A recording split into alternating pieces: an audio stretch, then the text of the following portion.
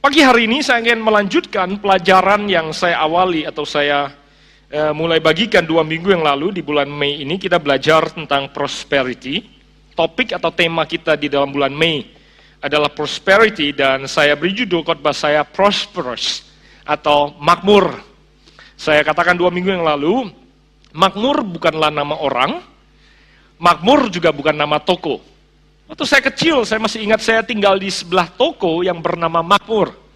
Sudah orang bisa bernama Makmur, toko bisa bernama Makmur. Tapi kemakmuran tidak ditentukan oleh namanya, amin? Tentukan oleh hidupnya. Nah, banyak orang Kristen atau banyak gereja juga agak sedikit skeptis, agak sedikit enggan, ragu, memeluk, menerima pengajaran tentang kemakmuran. Karena banyak alasan. 2 minggu yang lalu, saya sempat membahas itu. Saya tidak ingin mengkhotbahkannya ulang, sudah bisa dengarkan rekamannya, saya kira di bawah sudah bisa dapatkan rekaman secara utuhnya, tapi saya jelaskan waktu itu secara sedikit mengapa orang Kristen dan gereja cenderung menolak teologi kemakmuran atau pengajaran tentang kemakmuran, padahal Yesus sendiri yang berkata, "Aku datang supaya engkau mendapatkan kehidupan dan mendapatkan kehidupan itu di dalam segala keterbatasan." Aku datang supaya mereka mendapatkan hidup, dan mereka hidup di dalam segala kelimpahan. Yesus katakan, "Aku datang supaya," kata supaya merupakan tujuan kenapa Yesus datang. Yesus katakan, "Aku datang supaya," semua bilang, supaya kita mendapatkan apa? Hidup, dan hidup di dalam kelimpahan. Nah, mengapa gereja takut sama kata kelimpahan atau kemakmuran? Karena pengertian yang sempit orang Kristen tentang kelimpahan, mereka selalu berpikir ya tentang uang. Karena memang di dalam 1 Timotius pasal ke-6 ayat 10 diperingatkan, dikatakan peringatkanlah kepada mereka. Karena akar daripada kejahatan adalah cinta uang. Oleh sebab itu, kita jadi takut kalau bicara soal kelimpahan karena pikiran kita sempit kepada uang. Karena dikatakan di dalam 1 Timotius pasal ke-6 itu, banyak mereka yang menyiksa diri mereka karena uang. Saudara tidak kekurangan contoh, orang yang mengejar uang akibatnya hidup mereka tersiksa. Pernikahan mereka tersiksa, anak-anak mereka tersiksa secara tidak sadar. Kemudian kita berkata, ngapain kalau begitu punya banyak uang? Lebih baik kita hidup apa adanya. Tapi masalahnya adalah tidak seorang pun kita bangga hidup pas-pasan. Tidak seorang pun kita suka hidup kurang. Setuju? Ini saudara diamnya setuju apa? Setuju? Oke. Tidak seorang pun kita mau hidup miskin. Walaupun betul kita dengar Alkitab juga berkata si Lazarus yang miskin naik ke surga, dan ada orang kaya yang masuk neraka. Saya mau beritahu saudara, dia masuk surga dan masuk neraka bukan karena kaya dan miskinnya. Abraham, karena dikatakan Lazarus ada di surga bersama dengan Abraham. By the way, Abraham kaya banget. Bahasa Jakarta, tajir habis. Nah, kalau saudara bisa miskin ke surga dan kaya juga ke surga, saudara pilih yang mana? Hari gini suruh pilih. Amin. Jadi yang membuat dia ke surga bukan kaya miskinnya. Get it? Oleh sebab itu, kita bicarakan 2 minggu yang lalu bahwa, saya bicara pada saudara bahwa kaya dan miskin bukan bicara soal apa yang kita miliki. Kaya miskin bukan bicara soal materi. Being rich, prosperity is not about having.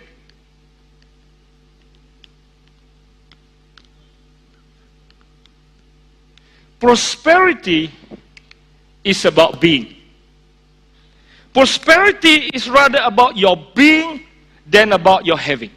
Yesus datang, katakan Yesus datang supaya engkau mendapatkan hidup, dan hidup di dalam segala kelimpahan. Yang dia bicarakan di sini adalah your being, keberadaan saudara yang kaya.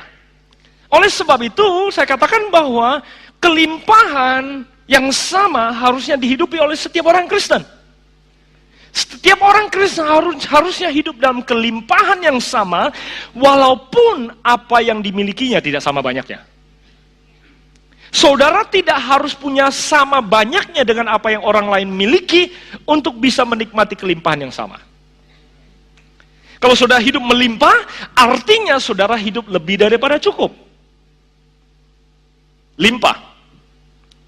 Saya punya gelas di sini. Bisa kelihatan gelasnya? Bisa kelihatan? Limpah artinya saudara hidup.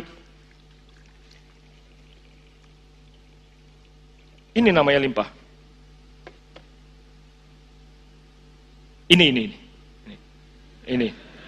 Kalau kecil. Ini. Limpah, ini limpah nih. Sebentar lagi banjir. Itu limpah. Setiap orang Kristen harusnya menikmati atau menghidupi kelimpahan yang sama. Cuma memang betul Alkitab katakan bahwa, kalau saudara mau lihat ayat yang saya ingin tunjukkan pada saudara, 1 Timotius pasal yang ke-6 ayat ke-17. 1 Timotius pasal yang ke-6 ayat ke-17 katakan seperti ini. Peringatkanlah kepada orang kaya di dunia ini, agar mereka jangan tinggi hati, dan jangan berharap kepada sesuatu yang tak tentu seperti kekayaan, melainkan kepada Allah yang dalam kekayaannya memberikan pada kita segala sesuatu untuk dinikmati. Terjemahan bahasa Indonesia tidak menjelaskan atau tidak sejelas itu menggambarkan apa yang saya ingin katakan pada saudara. Saya ingin mereka tunjukkan, teman-teman tunjukkan Message Bible buat saudara. Terjemahan Message Bible katakan seperti ini, perhatikan. Tell those rich in this world's wealth. Beritahukan pada mereka yang kaya, punya banyak dalam ukuran dunia. To quit being so full of themselves. Untuk berhenti hanya begitu banyak mikirin diri sendiri saja. Hidup mereka hanya tentang diri mereka sendiri. And so obsessed with money. Begitu terobsesi dengan uang. Which is here today and gone tomorrow. Yang ada hari ini dan bisa lenyap besok. Jangan terobsesi dengan apa yang disebut dunia sebagai kaya, materi. But tell them to go after God. Beritahukan mereka untuk mengejar, mencari Tuhan, who piles on the riches, who piles on all the riches. Biarlah mereka mengejar Tuhan yang telah menumpukan, menyediakan, mempersiapkan, piles on all. Semua orang bilang all. Artinya dikatakan biarlah mereka mengejar Tuhan yang sudah mempersiapkan semua kekayaan. Jadi bukan cuma apa yang dunia anggap sebagai kekayaan, tapi sesuatu yang mungkin dunia bahkan tidak hitung sebagai sesuatu yang kaya. All riches, semua kekayaan sebanyak we could ever manage, sebanyak yang saudara bisa kelola. Artinya surga menjanjikan kelimpahan pada saudara. Cuma kemampuan saudara dan setiap orang mengelolanya beda. Kalau saudara kemampuannya seperti ini, saudara juga melimpah. Ada orang punya kemampuan mengelola lebih, dia juga melimpah. Sama-sama melimpahnya. Karena I come to give you life, life more than abundance. Ada amin? Cuma kemampuan setiap orang mengelola berbeda. Oleh sebab itu kalau kita bicara soal prosperity, kita bicara soal kaya, bukan bicara soal apa yang ada di dalam, tapi bicara soal your being. Kita bicara bukan soal apa yang kau kendarai, bukan bicara soal rumah saudara, bukan bicara deposito saudara, tapi bicara soal diri saudara. It's about your being rather than your having. Di luar? Di luar, amin? Amin. Oleh sebab itu, saya minggu lalu, atau 2 minggu lalu, membagikan pada saudara 3 hal. Bagaimana saudara berpindah dari poverty ke prosperity. Berpindah dari hidup yang miskin, menuju kehidupan yang kaya. Waktu itu saya bercerita pada saudara tentang pengalaman diri saya sendiri, masa kecil saya, bagaimana pola pikir saya miskin. Saya ingat saya cerita pada saudara pengalaman saya pergi ke Bali berhoneymoon dengan istri saya. Saya nggak rela, walaupun tinggal di hotel bintang 5, rela makan di hotel bintang 5. Karena waktu itu mereka nge-charge nasi goreng $15. Saya tidak rela makan nasi goreng $15 kali 100 atau kali 15.000 di zaman tahun 98. Saya tidak rela waktu itu karena nasi goreng di luar Rp4.000. Saya pergi beli nasi goreng dari luar dan makan di kamar hotel bintang 5. Di ranjang hotel bintang 5 dengan alas handuk tentunya. Saya makan di situ, cuma saya lupa kalau saya tidak minta sendok waktu itu. sama yang jual nasi goreng. Saya akhirnya pesan sendok di Hotel Bintang 5. Yang saya tidak tahu adalah bahwa sendok Hotel Bintang 5, sewanya satu pasang $5. Saya bayar $10 plus PPN untuk sendok. Segera otak saya langsung berhitung, Rp4.000 dan teman-temannya, tambah $10 menjadikan nasi goreng saya menjadi mahal. Saudara, it's about your being. Kaya dan miskin bicara soal mental saudara. Saya cerita sama saudara waktu saya masa kecil saya selalu diberitahu oleh orang tua saya kalau makan di restoran jangan minum jus. Kita minum teh pahit, teh tawar panas, kan itu gratis. Itu mental saya grew up, jangan minum jus. Kadang-kala sampai sekarang pun kalau saya minum jus, saya merasa I'm treating myself. Serius, itu mentality. Padahal sekarang seringkali beberapa tempat saya minum teh, harganya lebih mahal daripada jus. Karena di beberapa tempat harga teh lebih mahal daripada jus sekarang. Saya masih ingat, ini just to share with you my mom. Karena my mom, sekali kemarin baru cerita pada anak-anak saya. My mom grew up very poor. Dia, orang tuanya, my grandpa, very poor, dan dia miskin, dan dia waktu masih sebelum menikah dengan ayah saya harus bekerja seperti pembantu rumah tangga, my mom. Dan membiayai 2 adiknya, yang hari ini sudah kaya, adiknya 2 orang. Dan adiknya, om saya yang cerita tentang bagaimana mereka disekolahkan oleh my mom. Dan I'm proud of my mom, tapi nevertheless, dia tumbuh besar karena miskin. Saya masih ingat when I grew up, kalau my mom cook di rumah, zaman itu gas itu mahal banget. Gas sangat mahal, gas jauh lebih mahal daripada minyak tanah. Jadi kalau dia mau masak sesuatu yang perlu lama, misalnya kacang hijau, barley, atau sup, sesuatu yang perlu lama, dia akan masak pakai kompor minyak tanah. Generasi yang lebih tua pasti mengerti bahwa itu lebih murah karena gas lebih mahal. Tapi tahukah saudara sekarang berbalik? Halo? Ternyata pakai gas lebih murah. But guess what? I suppose, kalau saya ke rumah my mom's, pasti dia masih punya mental bahwa pakai minyak tanah lebih irit daripada pakai gas. Are you with me? Itu bicara soal pola pikir. Oleh sebab itu, selama 2 kali saya bicara pada saudara, saya ingin firman Tuhan menantang saudara sehingga sudah keluar dari tempat ini menjadi pribadi yang lebih kaya, karena Tuhan bisa menjadikan saudara lebih kaya dengan mengubah pola pikir saudara dan keberadaan saudara. Saya bahkan berkata, saya jamin, saudara keluar dari tempat ini datang dengan mobil yang sama, pulang tetap mobil yang sama. Karena saudara tidak akan menjadi lebih kaya karena barang saudara berubah. Saudara pulang, rumahnya tetap 2 kali 3 meter. Kalau dadangnya tadi 2 kali 3 meter, nggak bisa pulang tiba-tiba jadi 4 kali 6. Mujizat terjadi seperti itu. Tapi kalau diri saudara berubah menjadi lebih kaya, tinggal tunggu waktu, apa yang Tuhan percayakan bisa datang menyertai saudara. Are you with me? Oleh sebab itu, kalau saudara mau berubah, berpindah dari orang yang mentalnya tadinya miskin, atau mentalnya kurang, menjadi orang yang punya lebih. 3 hal waktu itu saya bagikan buat saudara, dan saya ingin ulangi dan menambahkan beberapa hal buat saudara. Waktu itu saya katakan, kalau saudara mau meninggalkan mental poverty mentality, saudara harus mengerti bahwa kelimpahan mengalir dari dalam keluar. Prosperity flows inside out. Kelimpahan itu mengalir dari dalam keluar. Kalau saudara mau berubah menjadi orang yang kaya hari ini, yang saudara harus perhatikan, yang saudara harus kerjakan, adalah apa yang di dalam dulu, bukan apa yang di luar.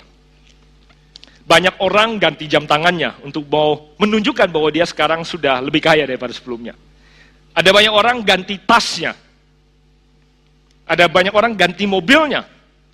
Ganti rumahnya untuk menunjukkan bahwa saya tidak lagi orang yang kurang. Saya sekarang orang yang lebih. Saudara, dari orang yang kurang untuk berubah menjadi orang yang lebih,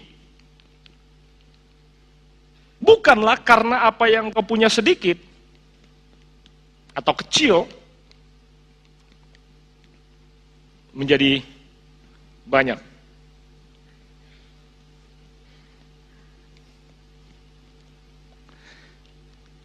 Karena kekayaan, prosperity, kemakmuran bukan bicara soal apa yang kau miliki, tapi siapa engkau sesungguhnya. Kita biasanya menganggap diri kita orang yang kurang karena kita hanya punya sedikit. Orang kurang mampu karena sedikit punya uang. Kurang mampu karena bajunya, celananya, sepatunya, rumahnya, mobilnya, jam tangannya masih murahan. Kalau saya punya yang banyak, saya bisa dianggap orang yang lebih atau bisa dilihat sebagai orang yang lebih. Kalau saya kurang uang, saya punya banyak uang, saya menjadi orang lebih. Tapi saudara tahu fakta menunjukkan bahwa orang yang tadinya punya sedikit uang, suatu hari dia punya banyak uang, ternyata dia tidak menjadi orang lebih, dia masih tetap kurang. Bahkan kurangnya semakin banyak sekarang. Punya gaji 500.000, punya pengeluaran 1 juta. Dia berkata, kalau saya gaji 2 juta, saya bakal bisa punya lebih. Ternyata pas gajinya 2 juta, ternyata dia tetap kurang. Kurangnya sekarang 4 juta bahkan. Are you with me? Oleh sebab itu untuk berpindah dari kurang menjadi lebih, bukanlah berhasil memindahkan atau menambahkan apa yang sedikit menjadi banyak. Saya mau minta Billy sama Yumir naik kembali ke atas. Saya mau berikan contoh sesuatu yang belum sempat saya bagikan minggu lalu pada saudara. Yumir dan Billy, mereka dua-dua single. Tadi di kebaktian pertama saya sudah minta mereka berdua maju. Saya katakan mereka berdua pasti lebih ganteng dari saya. Dan ada yang nge-tweet karena dikatakan di belakangnya ada wanita yang berkata amin. Tadi di kebaktian pertama, kamu yang disebut sebagai orang yang sedikit, punya sedikit. Dia orang yang punya lebih banyak. Yang mana yang cocok lebih punya sedikit dan banyak? Yang mana tampangnya, kita ganti deh kalau gitu, kamu gantian sekarang. Kamu yang punya sedikit, kamu punya banyak. Oke? Dia punya sedikit, dia punya banyak. Oke? Tapi saudara tahu bahwa punya sedikit sebenarnya tidak harus memastikan atau menyebabkan dia menjadi orang yang kurang. Yang punya banyak belum tentu orangnya lebih, betul kan? Get it? Nah sekarang saudara mau pindah, mereka bisa dua-dua orang yang kurang. Saudara mau pindah dari orang yang hidupnya kurang terus menjadi orang yang lebih. Saudara mau berubah dari orang yang hidupnya kurang. Kalau saudara orang yang merasa, saya kurang. Saudara mau berubah menjadi orang yang lebih, ini yang saudara perlu pelajari. Oke? Siap? Oke. Saya mau tanya, kalau urusan, atau saudara buka Alkitab sudah dulu. Kejadian pasal ke-12. Buka Alkitab sudah sebentar. Kejadian pasal ke-12. Saya mengajak saudara memikirkan sesuatu yang saya yakin akan mengubahkan kehidupan saudara. Oke, sebelum saya baca, saya mau katakan pada saudara ini, kalau saudara mau berubah menjadi orang yang lebih, this is what you need to do. Saya katakan ini dulu. Only a prosperous person who can give to another who has more than himself. Hanya orang kaya yang mampu memberikan kepada orang lain yang punya lebih banyak dari dia. Saya mau tanya, kalau dia punya banyak, yang itu punya sedikit, yang mana yang lebih mampu memberi kepada orang lain? Yang banyak. Pasti. Pasti logika kita adalah yang banyak yang bisa memberi kepada yang sedikit. Itu logiknya. Betul kan?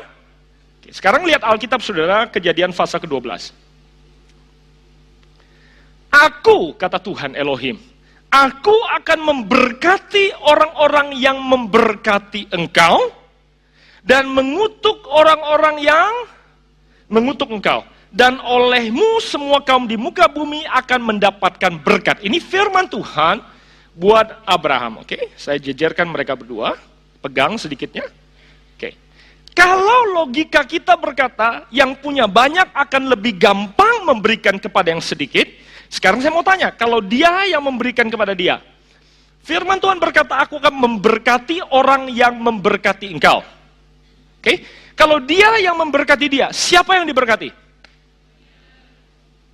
Dia. Padahal yang lebih butuh diberkati sekarang siapa? Dia. Karena dia perlu menjadi orang yang lebih kan? Nah, supaya dia bisa lebih, kita pikir kita perlu kasih dia ini. Tapi masalahnya adalah waktu dia kasih ini, siapa yang tambah banyak? Dia, bukan dia. Loh, kok bisa?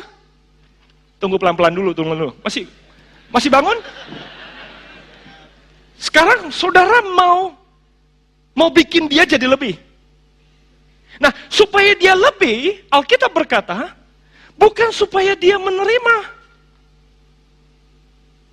Karena sekarang dia pegang banyak, dia bakal lebih nggak? Enggak. Dia hanya punya banyak, sedikit lebih banyak. Sedikit lebih banyak. Dia punya sedikit lebih banyak, tapi hidupnya tetap orang yang kurang. Karena berkat Tuhan datang kepada orang yang memberkati. I hope you get it. Jadi supaya dia bisa jadi orang yang lebih, bukan ini. What does he need to do? Dia perlu ke sini. Oke? Dia ke sini. Sekarang, sini dulu. Oke? Dia walaupun punya sedikit, dia yang memberkati. Kasih. Nah, begitu dia memberkati, dia yang diberkati. Halo? Begitu dia diberkati, dia orang yang lebih. Segera walaupun dia punya sedikit, bahkan setelah dia memberi, dia semakin sedikit. Tapi dia pindah dari kurang menjadi orang yang lebih. I hope you get it. I hope you get it this morning. Nah, hari ini, Tuhan bisa jadikan engkau orang yang lebih. Karena hanya orang yang lebih yang layak menyebut dirinya anak-anak Tuhan. Kalau enggak, saudara mempermalukan Tuhan, saudara yang datang. Supaya saudara hidup berlimpah. Saya ulangi sekali lagi. Kalau enggak, saudara mempermalukan Tuhan. Yang datang. Memberi kelimpahan dalam kehidupan saudara. Tapi masalahnya adalah, tadi dia banyak apa sedikit? Dia sedikit tadi. Ini enggak sering terjadi. Saudara makan di restoran, yang bayar siapa? Ayo, yang bayar siapa? Ya sudah selayaknya dia bayar dong. Saudara makan sama bos saudara, siapa yang bayar? Gajinya dia. Masalahnya itu mental, bukan uang. Kasih persembahan sama gereja yang sudah kaya atau kelihatan miskin. Ya, tersinggung kan? Kasih persembahan sama hamba Tuhan yang kelihatannya lebih atau kurang? Ayo. Gak ada urusan sama hamba Tuhannya, saudara. Mental saudara. Dia kalau memberi, dia yang diberkati. Kalau dia mau diberkati, dia harus memberi. Jadi, kalau saudara mau menjadi orang yang lebih, saudara rebutan lari ke sana. Setiap saudara berebutan lari ke sini, saudara menjadi orang lebih. Saya mau kasih tahu kalau ada tanda penunjuk jalan, lebih arah sini saudara. Mau kurang, arah sana. Nah, banyak orang yang pegang banyak, tapi larinya ke sana. Itu dunia.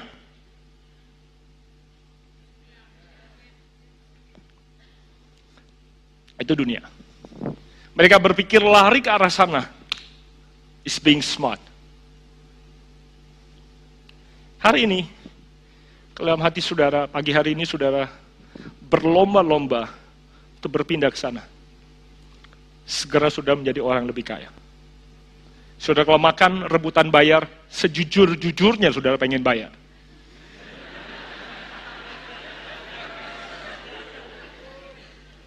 Saudara memberikan persembahan, saudara tidak tergantung pada orang itu.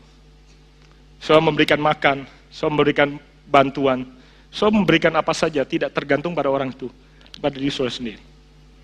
You getting it? Kalian tahan dulu di sini deh, saya suka kalian ada di sini.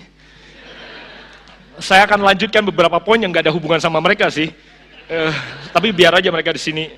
Bagus buat props videonya? Oke, good. Berikutnya, buka bersama saya sebentar Amsal pasal ke-22. Amsal 22.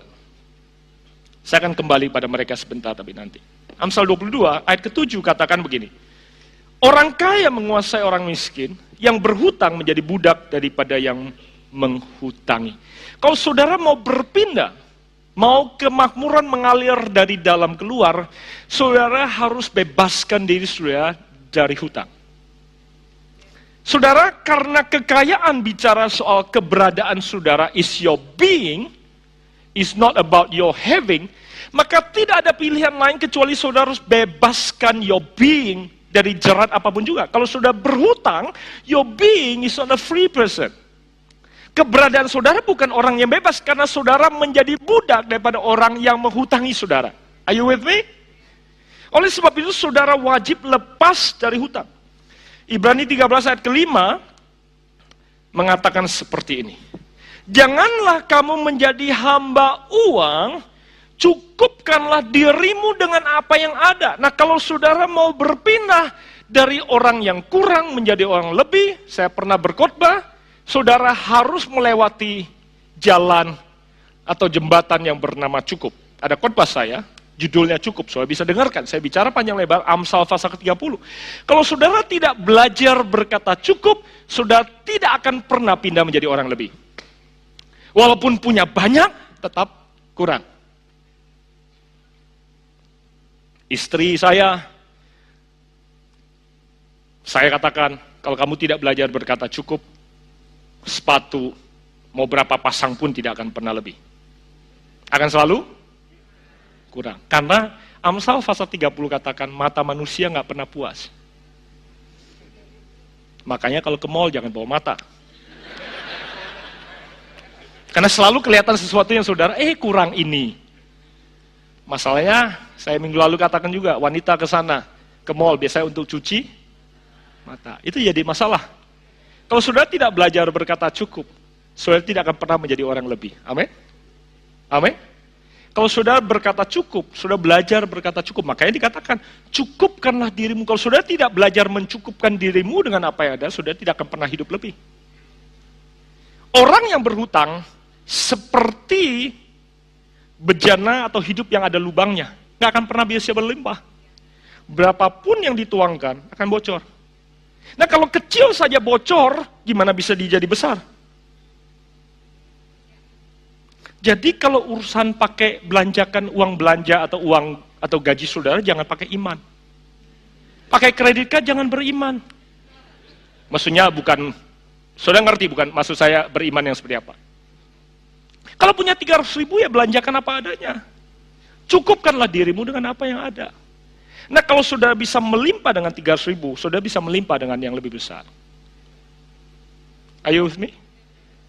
Kelola keuangan saudara dengan baik, jangan berhutang. Kalau berhutang, saudara seperti bocor, tidak akan pernah berlimpah dalam kehidupan saudara. Satu lagi pikiran yang lain yang saya ingin bagikan buat saudara. Amsal pasal yang ke-10. Amsal pasal yang ke-10.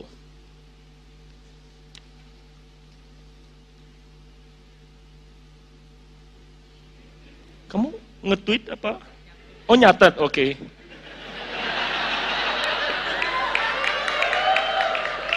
Nyatet. Kamu nggak nyatet?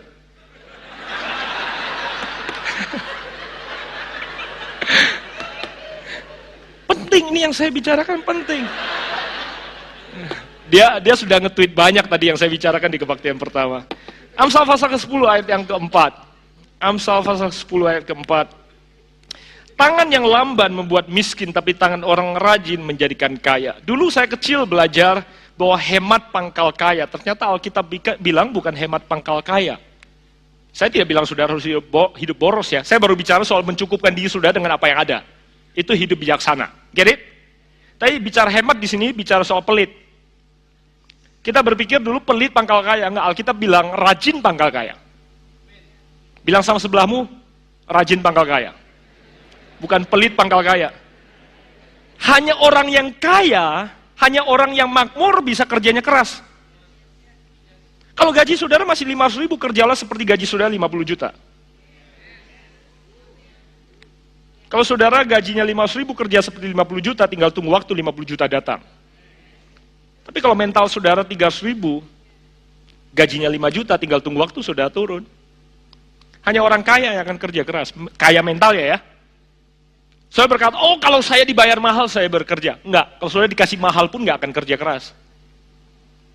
Saudara perlu kerja keras dari sekarang. Seorang rajin akan melimpah dalam kehidupan saudara. Is that good? Oke. Yang kedua, selain inside out, selain prosperity flows inside out. Yang kedua, you got to think less of yourself. Kalau saudara mau pindah dari mental miskin menjadi orang yang mentalnya kaya, tidak ada pilihan lain kecuali saudara tidak lagi hanya mikirin diri saudara sendiri. Kalau saudara hanya mikirin diri saudara sendiri, saudara tidak akan pernah menjadi orang yang kaya. Saya masih ingat 2 minggu yang lalu saya beri contoh pada saudara tentang 5 roti dan 2 ikan. Di dalam cerita Yesus melakukan mujizat, 5 roti dan 2 ikan Tuhan Yesus jadikan banyak. Yesus bagi 5 roti itu kepada 12 muridnya.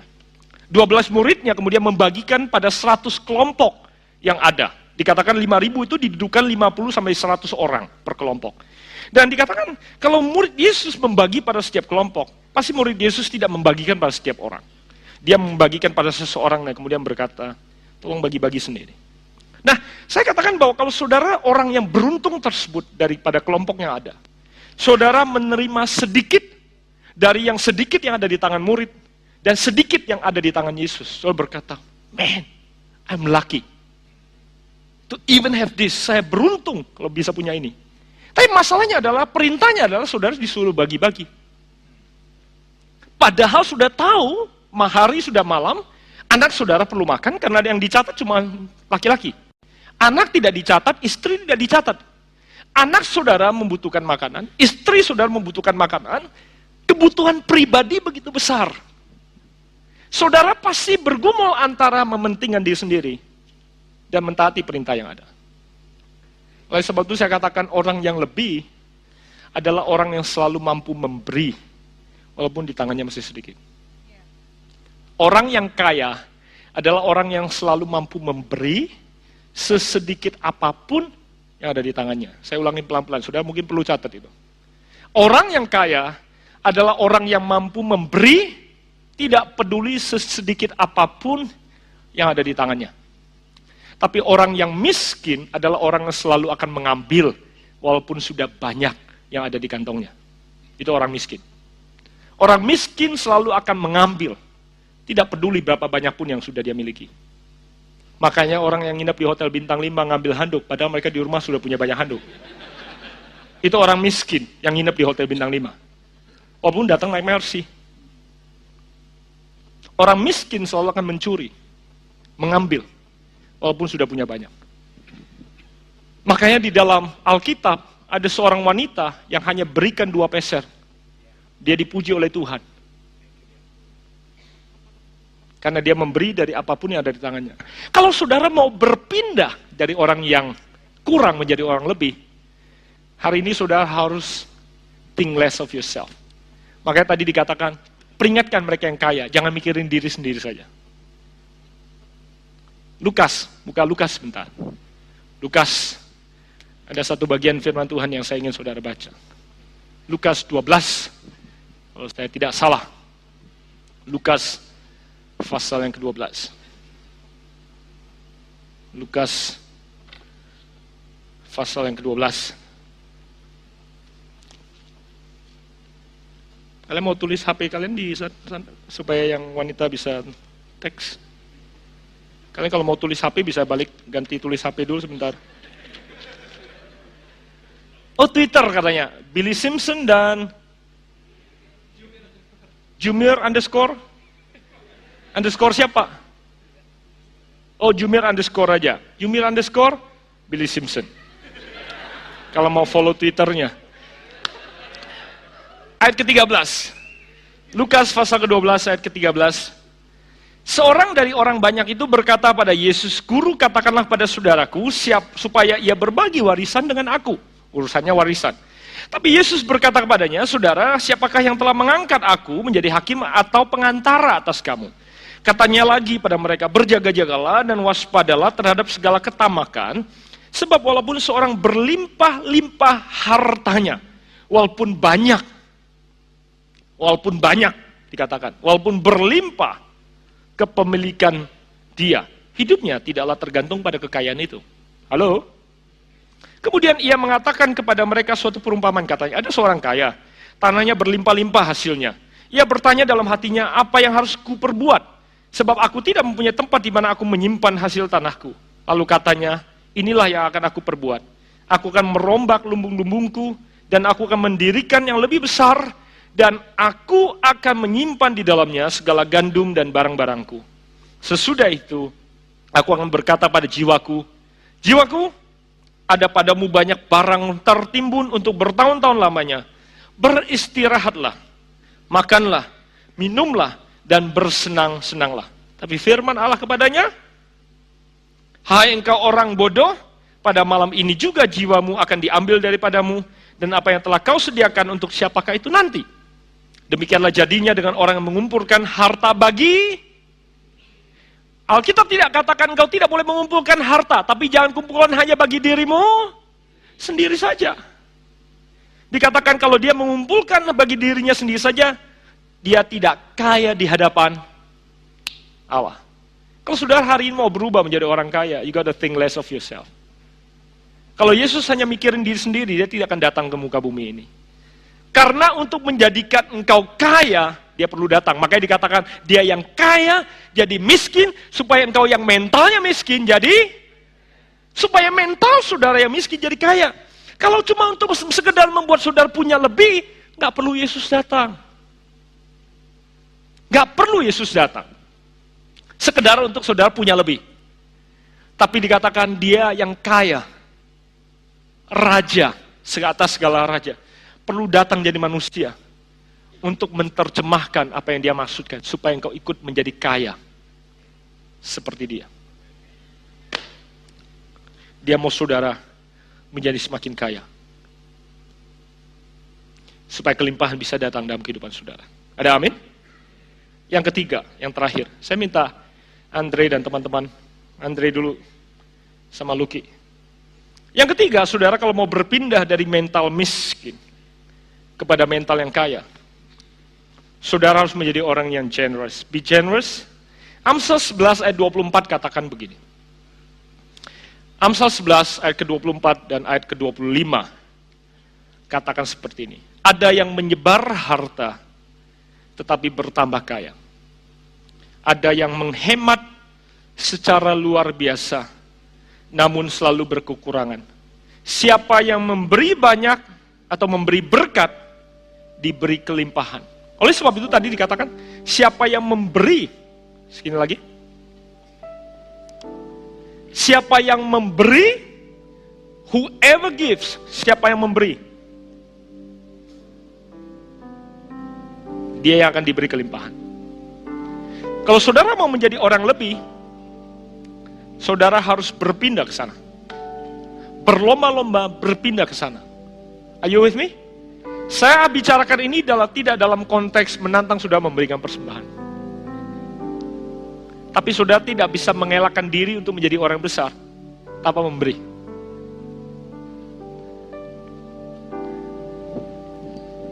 Diam banget. Message Bible. Message Bible. Message Bible.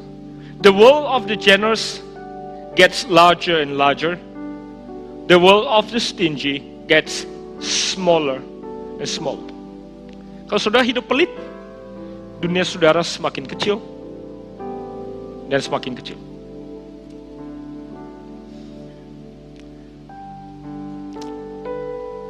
Kalau saudara tidak berusaha berlomba-lomba berpindah, seperti saya katakan, susah untuk memberi pada orang lebih. Tuhan punya segala-galanya. Dia tetap datang menjadi manusia untuk mengajarkan saudara untuk berkorban. Karena itu caranya untuk menjadikan saudara orang yang kaya. Dia bilang, kalau aku sudah berikan nyawaku, kau wajib berikan nyawamu. Dia bilang, kalau engkau tidak memberikan perpuluhan, kau merampok surga.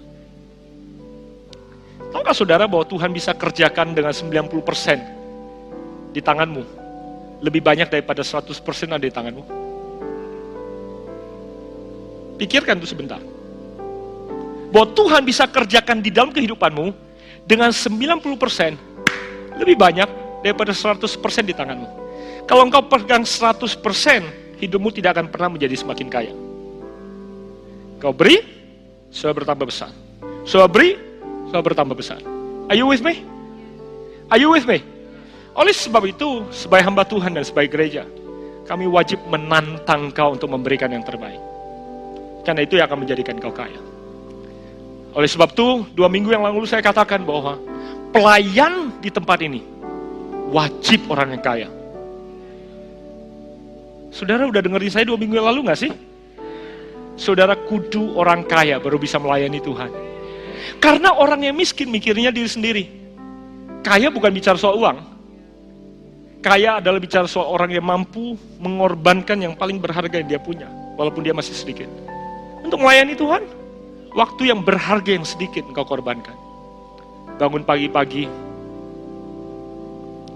korbankan hari Minggu, hari libur, cuti banyak saudara sepanjang tahun sudah korbankan untuk pelayanan. Tapi itu caranya untuk saudara menjadi orang yang lebih kaya. Di sel, di date, buka rumah saudara, dikotorin, makanan di kulkas dihabisin. Tapi hanya orang kaya yang bisa memberi. Generous. Halo? Ada amin? Ada kesaksian yang saya dengar waktu saya ada di Singapura, saya dengar dari John Avansi. Saya minta teman-teman penyanyi mulai naik. Avansi ini katakan seperti ini. Mujizat terjadi pada waktu yang paling berharga dalam kehidupan saudara. Sudah serahkan.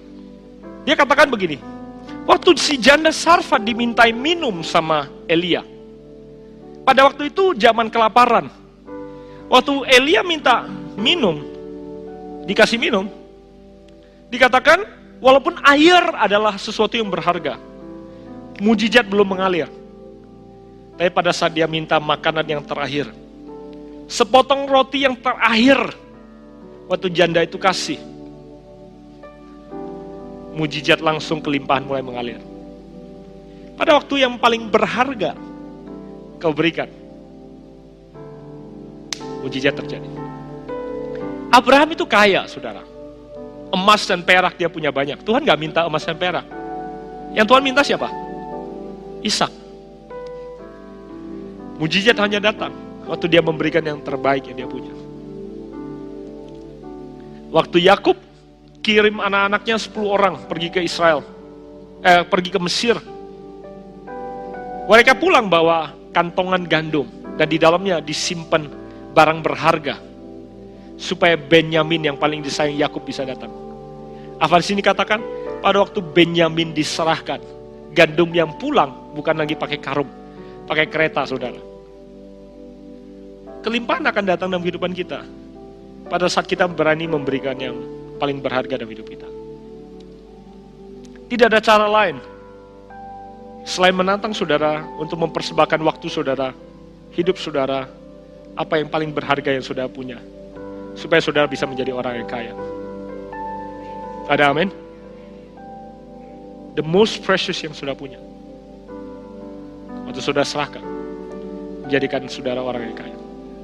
Saya berdoa, pagi hari ini hidup saudara diperkaya. Kehidupan saudara diperkaya oleh Tuhan. Saudara berlomba-lomba. Tidak peduli saudara pegang sedikit atau banyak.